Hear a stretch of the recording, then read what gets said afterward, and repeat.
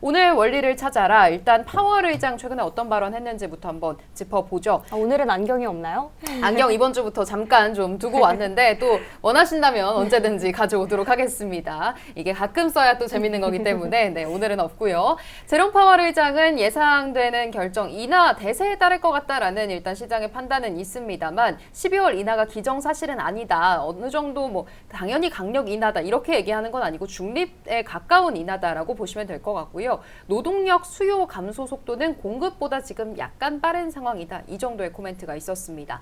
반면에 저희가 속보로도 전해드렸던 미란 연준 이사 같은 경우에는 아주 비둘기파적인 인물이죠. 당연히 인하 쪽에 표를 던질 것으로 보이고요. 9월 고용 보고서를 봤을 때는 누가 봐도 이건 지금 완화적인 통화 정책이 필요하다. 금리 내려줘야 되는 상황이다라고 얘기했습니다. 본인이 캐스팅 보트를 쥐고 있다면 반드시 25bp 인하에 찬성할 거다라는 코멘트 최근에 내놨고요. 월러 이사 같은 경우에도 인하에 대한 예상이 되고 있습니다. 10월 이후 큰 상황 변화는 없다라면서 지금은 인플레이션이 아니라 고용이 가장 큰 걱정거리다. 나는 12월 인하를 지지한다. 이렇게 코멘트를 했습니다. 보험원 이사도 비슷합니다. 연준이 물가를 제어 중이다 정도로 지금 물가에 대해서는 어느 정도 안정 국면에 있다라고 보지만 고용시장 리스크는 관리가 가능한 수준을 상회했다라고 보면서 인하 쪽으로 지금 좀 쏠려 있는 모습이고요. 뉴욕 연은 총재인 존 윌리엄스 총재도 인하 쪽에 얘기를 해줬습니다. 물가의 목표를 달성하지는 않았지만 고용 책무를 도외시할 수도 없는 상황이라서 가까운 시일 내에 금리 추가 조정이 가능하다. 다시 말해서 당장 12월에 금리를 내려줄 수도 있겠다. 이런 이야기를 한 것으로 보입니다.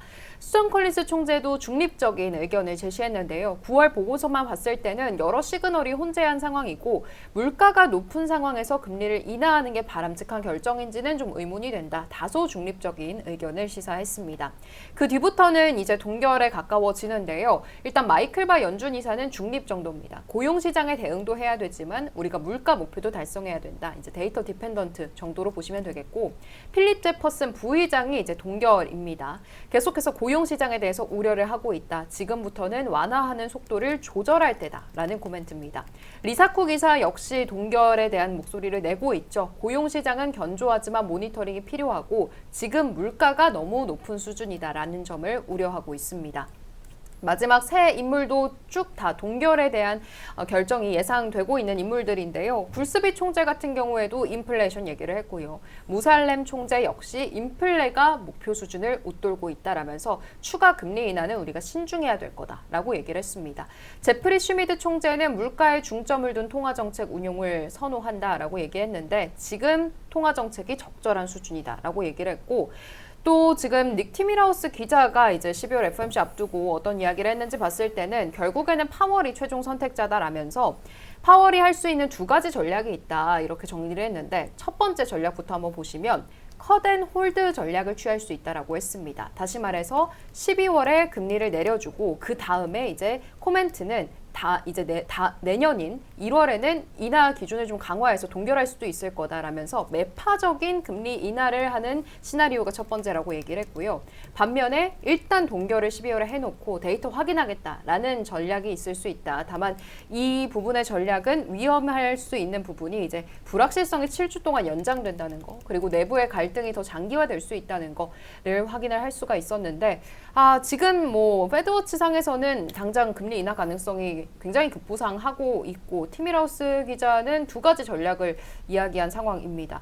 팀장님께서는 12월 금리 인하 충분히 가능할 거다 이렇게 보고 계실까요? 그러니까 지금 페드워치가 생각하는 것보다는 금리 인하 가능성을 좀 낮게 보긴 하는데 네. 너무 높다. 이번에 금리 인하를 하지 않더라도 FOMC 이후에 고용 지표가 이제 11월께 나오지 않습니까? 좀 안 좋게 나올 거로 보여지고 그러면 이후에 금리 인하 반응을 예상할 수 있기 때문에 그때 자체가 그 호재로 반응하지 않을까 싶어요. 그러니까 올해 금리 인하를 안 한다고 지구가 무너지는 게 아니라 이번에 약간 동결을 하고 뭔가 네. 관망세 신중론으로 간다 한다면 지표를 보면서 좀 더 빨리 내려야겠구나, 더 강하게 내려야겠구나라고 반응할 수 있기 때문에 네.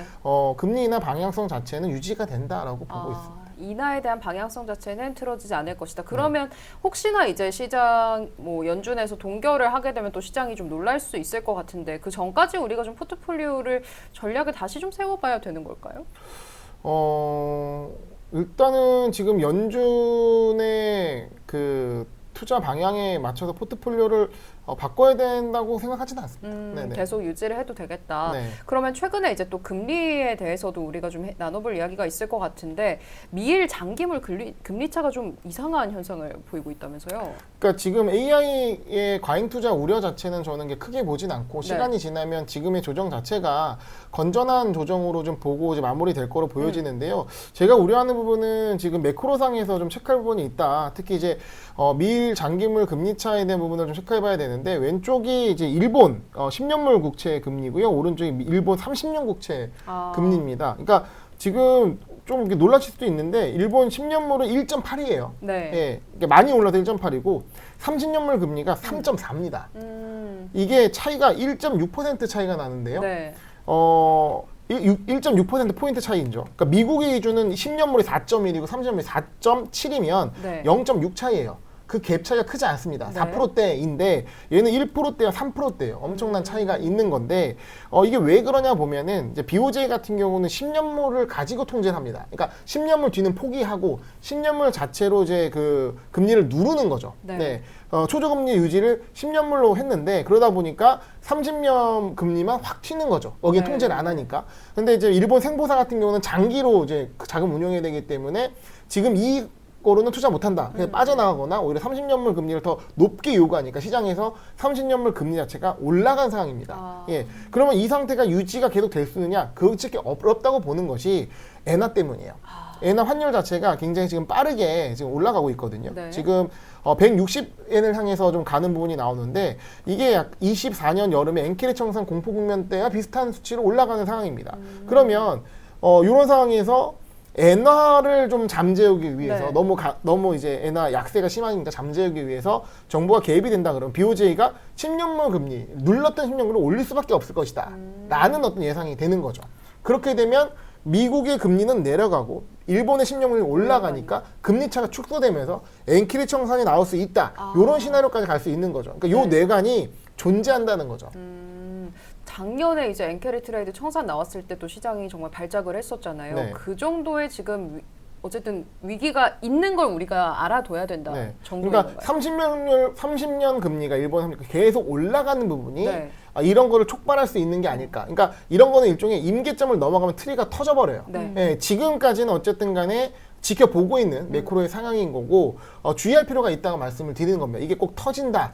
엔게 청산이 나온다 이런 거보다는 흔히 말하는 지금 시장에 숨겨진 아주 크게 주목을 받지 않은 뇌관이 여기 자리 잡고 있기 때문에 오히려 이거는 우리가 AI 과잉 투자 우려 자체는 실제 실적이 나면 해소가 되는 부분이거든요. 네, 네, 네. 그렇죠. 그거는 오히려 그 우려를 갖고 기술적 조정이 온 거로 볼 수 있는데 이런 매크로 부분에서 굉장히 좀 강력한 이제 그 어떤 시장의 노이즈가 발생될 수 있다는 부분을 염두에 두고 예의주시할 필요가 있다. 이 정도 선으로 말씀을 드리겠습니다. 하나의 뇌관이 있다는 거는 우리가 알아두고 계속 투자 전략을 세워봐야겠다라는 얘기를 해주셨습니다. 네.